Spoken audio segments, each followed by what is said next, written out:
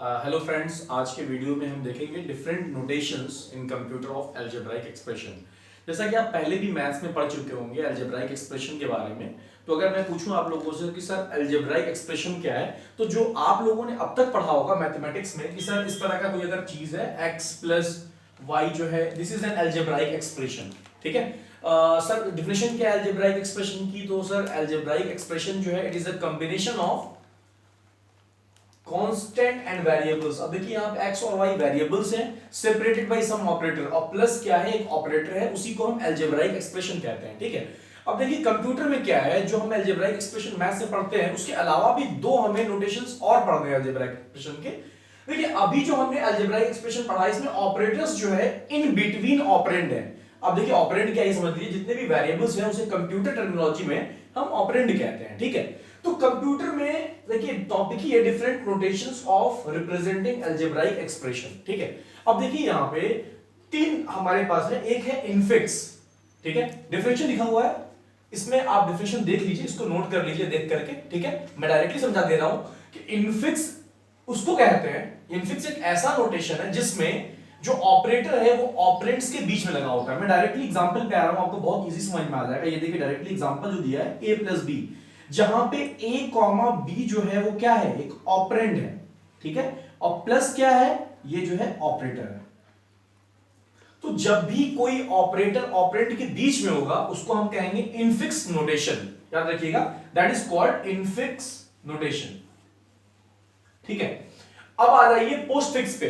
Postfix में जब भी कोई ऑपरेटर ऑपरेंड के बाद आएगा, देखिए पोस्ट का मतलब ही होता है बाद। ठीक है, तो जब भी कोई ऑपरेटर ऑपरेंड के बाद आएगा तो उस तरीके के नोटेशन को हम कहते हैं पोस्टफिक्स नोटेशन। ठीक है, इसका एक और नाम है, उससे कंफ्यूज मत होइएगा, कभी कभी वो इस नाम से भी इसको लेता है, जिसको हम कहते हैं सफिक्स। ठीक है, और इसका एक और नाम है जिसे हम कहते हैं रिवर्स पॉलिश नोटेशन। तो यहां मैं लिख दे रहा हूं, और reverse polish notation, reverse polish notation. ठीक है, तो ये चीज क्लियर हो गई। उसी तरीके से आप समझ गए हो सर प्रीफिक्स, अब नाम से समझ में आ रहा है, प्री मतलब पहले।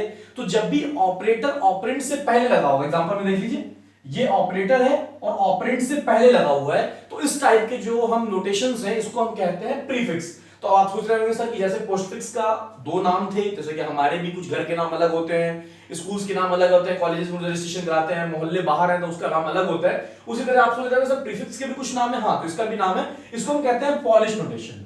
ठीक है, पॉलिश नोटेशन।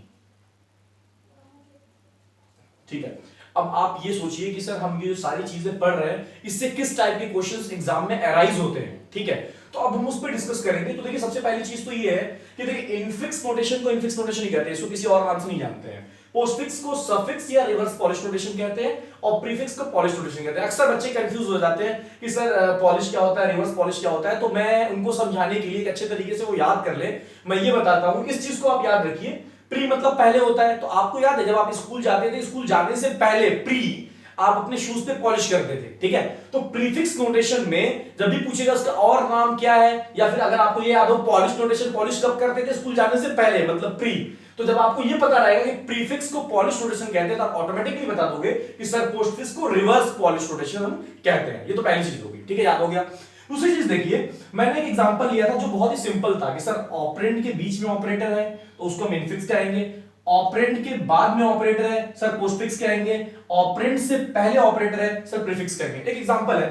ठीक है, देखिए यहां पे a star b divide c minus d, ये हमारे पास एक अलजेब्राइक एक्सप्रेशन है। ठीक है, अब इस अलजेब्राइक एक्सप्रेशन का हमें पोस्टफिक्स नोटेशन निकालना है, और इसी एक अलजेब्राइक नोटेशन का जो इनफिक्स नोटेशन है इसी का हमें निकालना है प्रीफिक्स, और यही क्वेश्चन एग्जाम में आएगा आपके भी ऑब्जेक्टिव में। ठीक है, तो अब देखिए क्या है, बेसिकली हम इसको सॉल्व कैसे करेंगे। ठीक है, तो इसको सॉल्व करने के लिए आपको ये चार्ट याद करना बहुत जरूरी है, इसीलिए मैंने इसको पहले बना दिया, इसको आप नोट कर लीजिएगा। इसमें है क्या, बहुत ही सिंपल है। आप लोगों ने जैसे मैथ्स में एक रूल पढ़ा होगा जिसे हम कहते थे बोर्ड मास, उसका फुल फॉर्म भी आपको पता होगा, bracket of division multiplication addition subtraction. और एक वे होता था कि जब भी हमारे पास कोई अलजेब्राइक एक्सप्रेशन हो तो हम किस ऑपरेटर्स को पहले प्रेफरेंस देंगे।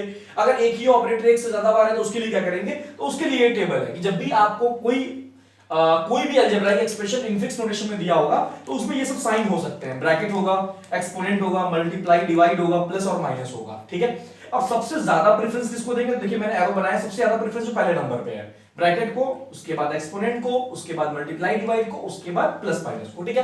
अब मान लीजिए किसी एक ही अलजेब्राइक एक्सप्रेशन में कई जगह ब्रैकेट है, जैसे ये मान लीजिए ब्रैकेट जो है, जैसे इस एक्सप्रेशन में की बात करें हम, तो ब्रैकेट यहां भी है और ब्रैकेट यहां भी है। अब सर हम किस ब्रैकेट को सॉल्व करें पहले, तो जब सेम ऑपरेटर एक से ज्यादा बार एक ही अलजेब्राइक एक्सप्रेशन में आए तो फिर बात आती है एसोसिएटिविटी की, तो दिस इज कॉल्ड एसोसिएटिविटी, ये याद रखिएगा।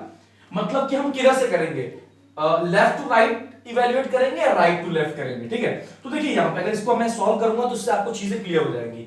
सर ये है हमारे पास एक ब्रैकेट यहां है, एक ब्रैकेट यहां है, दो बार ब्रैकेट है, ठीक है, और एक डिवाइड का सिंबल है। सबसे पहले हमें ब्रैकेट करना है तो ब्रैकेट सॉल्व करेंगे। अब ब्रैकेट दो जगह है तो कहां से शुरू करेंगे, लेफ्ट टू राइट, मतलब इधर से उस साइड जाएंगे। तो पहले इस वाले ब्रैकेट को अगर आप सॉल्व करें तो अब हमें चाहिए पोस्ट फिक्स, मतलब जो ऑपरेटर है वो ऑपरेटर के बाद आएगा, तो यहां पे हम ए स्टार बी को लिखेंगे ए बी स्टार। अब जब इस ब्रैकेट को आपने इवैल्यूएट कर लिया है तो इसके नीचे आप अपने अंडरस्टैंडिंग के लिए लाइन खींच दीजिएगा, ठीक है। लाइन इसलिए कि आपको ये कंफर्म हो गया कि इसका हमने ऑपरेशन कर लिया है। फॉर एग्जांपल ऐसे समझिए, ये मान लीजिए अगर ये 2 into 3 होता और हम इसको अगर प्रोसेस करते तो ये क्या मिलता है यहाँ पे, बेसिकली दिस इज 6। ये एक सिंबॉलिक फॉर्म में इसलिए आपको 6 नहीं लिख रहा, लेकिन दिस इज अ 6, एग्जांपल लिया मैंने। अब देखिए क्या है, डिवाइड है, ठीक है। अब डिवाइड इसको रखिए, उसके बाद देखिए इस ब्रैकेट को सॉल्व करेंगे। जब इस ब्रैकेट को सॉल्व करेंगे तो पोस्ट फिक्स है तो माइनस बाद में जाएगा, तो ये बन जाएगा CD माइनस, नीचे एक लाइन खींच लीजिएगा जिससे ये पता चल जाए कि ये प्रोसेस हो चुका है। अब देखिए बेसिकली जब कोई चीज प्रोसेस हो जाता है तो वो ऑपरेंड बन जाता है, ठीक है। अभी ऑपरेटर नहीं ऑपरेंड है, तो एक ऑपरेंड ये है, दूसरा ऑपरेंड ये है, और एक ये ऑपरेटर है, और पोस्टफिक्स कहता है कि ऑपरेटर किधर जाता है, बाद में, ठीक है। तो इसको हम लिख सकते हैं AB माइनस, और ये भी एक ऑपरेंड है, यहां लिखेंगे CD माइनस, और ये चीज कहां चला जाएगा, बाद में। So this is the postfix notation for this infix algebraic notation, ठीक है। अब देखिए बात करते हैं प्रीफिक्स नोटेशन की। तो अगर देखिए प्रीफिक्स नोटेशन की बात करें तो प्रीफिक्स नोटेशन में क्या होता था, आप इसको बहुत इजी सॉल्व कर लेते थे कि सर यहां पे आप ऑपरेटर आपने बाद में किया है, इसमें ऑपरेटर आप पहले कर दीजिए, बिल्कुल सही। तो अब देखिए क्या AB स्टार है तो उसको हम लिखेंगे स्टार AB, क्योंकि ये इवैल्यूएट हो गया, एक लाइन खींच दीजिए। डिवाइड, अब ये C माइनस D, अब इसमें ऑपरेटर क्या होगा, पहले आएगा, तो इसको हम लिखेंगे माइनस CD। अब देखिए दो ऑपरेंड है और एक ऑपरेटर है, और हमारा क्या है, प्रीफिक्स, जिसमें ऑपरेटर पहले आएगा, तो आप जो है ये पहले आकर के यहां आ जाएगा, तो डिवाइड इधर आ गया, और स्टार AB ये इवैल्यूएट हो चुका था, और माइनस CD ये भी इवैल्यूएट हो चुका था। So this is the prefix notation for this algebraic expression, ठीक है।